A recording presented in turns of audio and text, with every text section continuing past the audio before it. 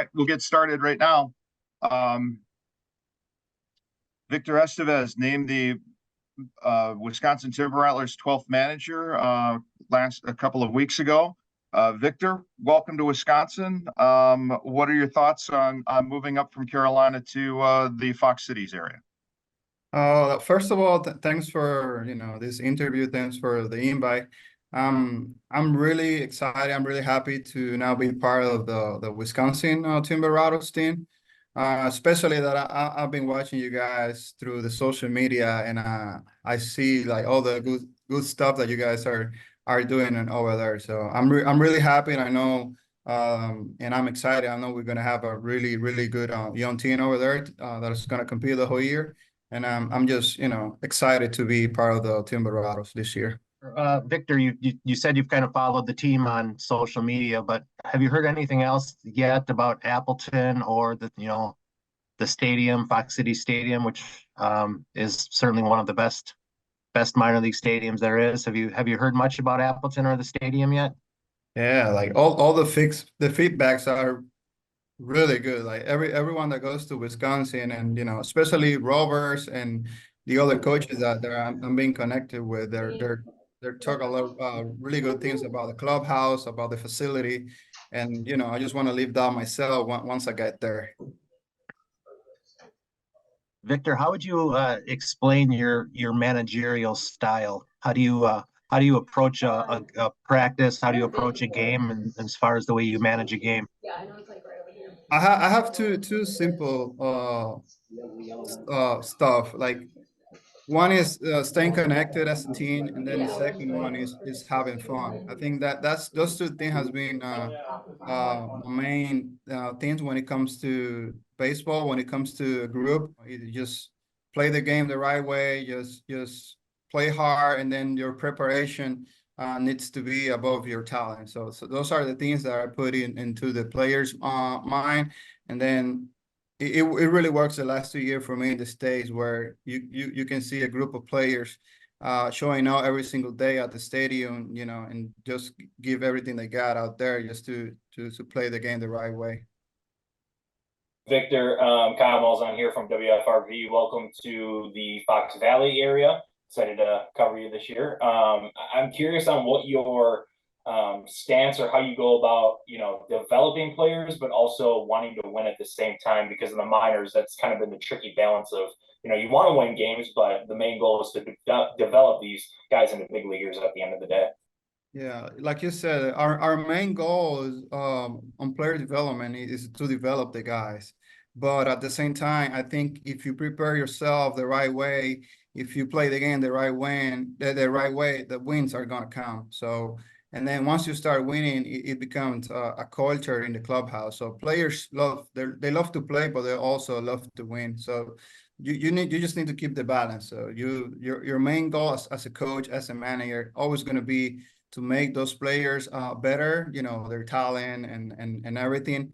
But at the same time, we need to prepare those guys to have the winning mentality, because at one day they have to be able to help the big league team to win some games. And up there, it's not anymore development. It's all about winning games. Victor, you obviously don't know all the players you'll have on the Wisconsin roster come April, but just in general terms, how exciting is the level of young talent that Milwaukee has brought into the organization, and how excited are you to get to continue working with some of those players? This is going to be the period of spring training where players are trying to compete for a spot in any of the affiliates right now. But just watching the Carolina roster from last year and watching a little bit of the Wisconsin roster from last year, I think we're still going to have a really good talent, young talent over there. Guys that really like to compete out there. From the pitching side, probably we're going to have a really good arms over there, good prospect from the organization, and I think one of the characteristic that we had last year in Carolina was a team that plays a really good defense out there. I think we're gonna have something similar this year in Wisconsin. Victor, were you in Carolina when Churio was there? I think he spent like 50 games. And so, like, what are your thoughts on Jackson Churio? Because the buzz around him isn't just in the Brewers organization, it's throughout the whole entire league that this 19-year-old could be a special talent. I met Chorio in the Dominican Republic. That was my first time when I met him. Fidel Pena was the manager of one of the DSL team. I was the manager of the other team. But and 2 years ago, I got the chance to manage Chorio in Carolina, and it was impressive what I saw there. And my first impression when Chorio was playing out there, making plays at center field, hitting the ball really hard, and being electric on the bases. He reminds me a lot, and I say that to Baseball America. He reminds me a lot of Ronald Acuna style type of player. So it was really fun to watch Chorio for the short period of time that I had him in Carolina, and I hope he can still do the same thing when he gets to the big leagues. What's your spring like, Victor? When are you going to be down there in spring training, and just kind of your plans up until opening day with the T-Rats? I got the email like three days ago that I'm gonna be reporting on February 13. I think I'm gonna be part of the big league spring training first for 2.5 weeks or 3 weeks, and then I will be part of the minor league spring training when I'm gonna have the chance to see all the players that will go to Wisconsin this year. Any thoughts on Wisconsin? I know, those April and May games could be a little cold, I guess. Have you ever been to the area, and what's your impressions of just the Appleton kind of community and, what they got cooking there? I know, like, the first month is going to be a challenge for everyone, especially for the Latin players and some of the American players too, and even the coaches. I know it's going to be challenging because of the weather. I do play in 2009 for the South Bend Silverhawks, and I get the chance to play against the Timber one time. So I know that the weather is hard, but we all need to adapt. We all need to make adjustment. And like I said at the beginning, I know we're gonna have a blast. We're gonna have a really good season this year with the group that we're gonna have in Wisconsin. You mentioned having played in the Midwest League in 2009 and then 2010. Aside from the weather, what are some of your memories of this league? I had a lot of good memories, especially the group that we had there. There were a bunch of big leaguers in like 3 years after I played over there. So I think the area was good. The stadiums were good, and then the whole league was good. I think it was a competitive league the year that I played there, and I think I got a lot of good memories from the minor league at that time. Victor, Ken Joyce is the hitting coach, and Josh Spence, the pitching coach for the Timber Rattlers. They're back. Have you worked with them in the past, and how familiar are you with them, and how do you envision working together with them for this year? I worked with Ken Joyce in my first year in Carolina. My first year in Carolina, he was the hitting coach, and I think we had a really good year over there. And he's an outstanding guy to be around. He got a lot of experience in this game, and then we worked together for like a year. Spence, I met him in spring training last year, and I get the chance to see him here in the DR because he spent some time instructionally and over here while I was doing the winter ball baseball over here.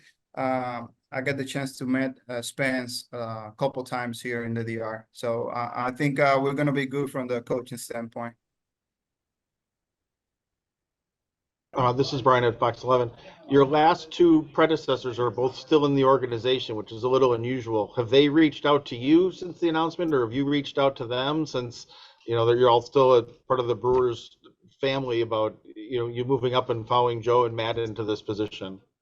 Yeah, I think something that we all have in this organization is, co-workers and everyone, we treat each other really good over here, and the communications is good. Like on my first year in Carolina, Joey Arrow helped me out a lot, you know, with the transition and everything, you know, and how things works here in the States. Arrow helps me a lot in that thing. And then once we get the news that I was going to Wisconsin and he was going to Biloxi, you know, we reach out to get each other, and then we're gonna be in touch in the spring training, because you know he always helped me with some advice with how things works over there. He's always been that guy that always been helpful for me. And then Erickson, now he's gonna be the infield coordinator with the Brewers. You know, we've been in touch a lot. So and I know, because I'm beside the manager that I'm gonna be working with all the infielders over there. The communication between me and Erickson is gonna be huge. Victor, it seems like every year players get more athletic, bigger, stronger, faster, and especially on the pitching side, it seems like almost everybody who comes into the game now can throw 100 miles an hour. I know that's an exaggeration, but everybody throws hard now. How has that changed in your years in baseball? How much the pitchers throw harder now than they maybe did 10, 15 years ago, and how has that kind of changed the game? Well, first off, thank God I'm not playing anymore, because I don't think I'm gonna be able to hit a 98 or 100 miles per hour right now.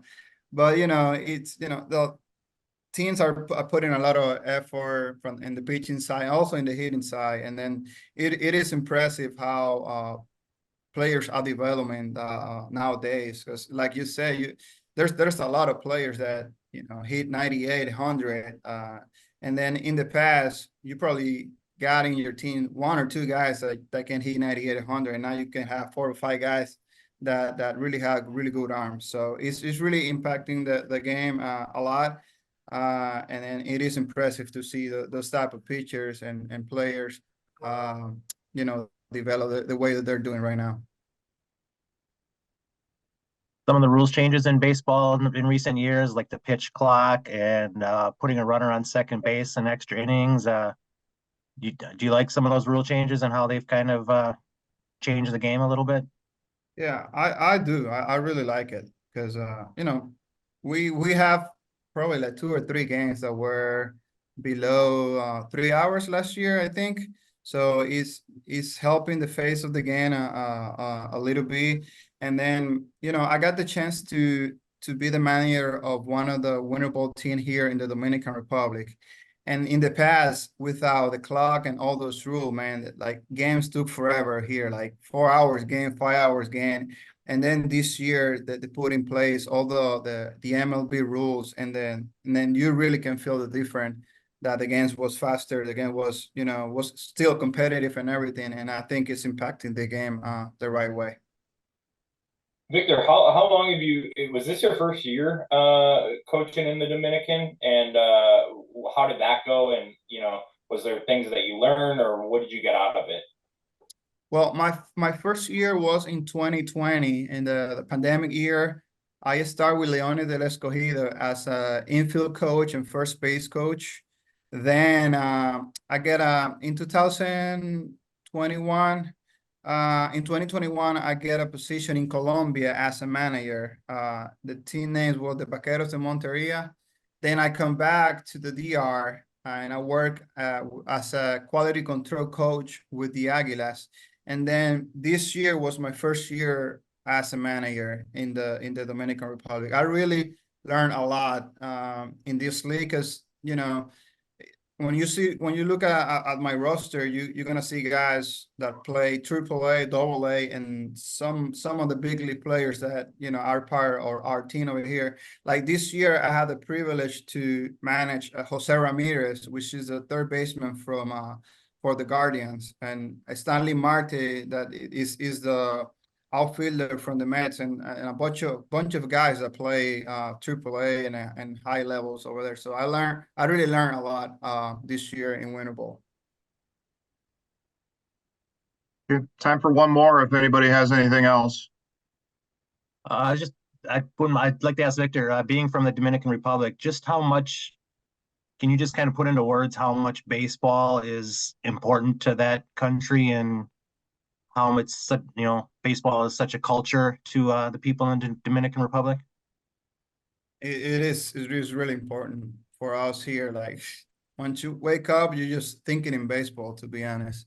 And that reminds me of my childhood. Like I started playing baseball when I was 6 years old because my uncle he got a baseball league over here. Everything that we do it was baseball in the family. So I think most of the people thinks like that over here. So once you get up, you're just thinking in baseball the whole day.